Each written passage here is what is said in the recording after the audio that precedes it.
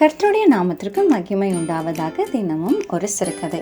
ஒரு ஞாயிற்றுக்கிழமை சபையில் போதகர் இந்த வசனத்தை வைத்து போதித்தார். சங்கீதம் 51:6. இதோ உள்ளத்தில் உண்மை இருக்க விரும்புகிறீர், அந்தகரணத்தில் ஞானத்தை எனக்கு தெரியப்படுத்துவீர். நாம் உள்ளத்தில் உண்மையாய் இருக்க வேண்டும். எந்த காரியத்திலும் கர்த்தருக்கு முன்பாக உண்மையாய் இருக்க பிரயாசப்பட வேண்டும் என்று பிரசங்கித்தார்.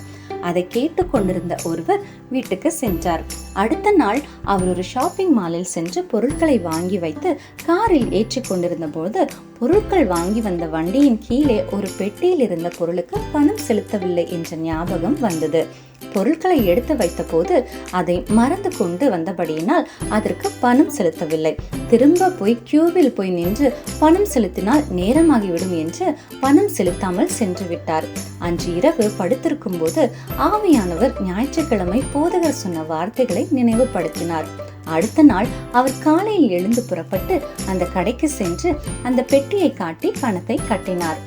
அங்கு வேலை செய்த பெண் அதை பார்த்து வியந்தவளாக, இத்தனை உண்மையுள்ளவர்களாக இருக்கிறீர் என்று கூறினார். இதை கேட்ட அந்த சகோதரன் கர்த்தரை மகிமைப்படுத்தினார்.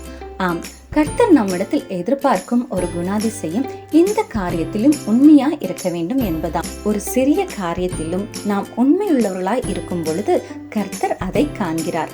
அதற்கேற்ற பலனை கர்த்தர் தருவார். வேதத்தில் நீதிமொழிகள் 28:20 இவ்வாறு கூறுகிறது, உண்மையுள்ள மனுஷன் பரிபூரண ஆசீர்வாதங்களை பெறுவான் என்று. இன்றே நாமும் உண்மையாயிருக்க பிரயாசப்படுவோமா? கர்த்தர் இந்த சிறுகதையை ஆசீர்வதிப்பாராக. ஆமென்.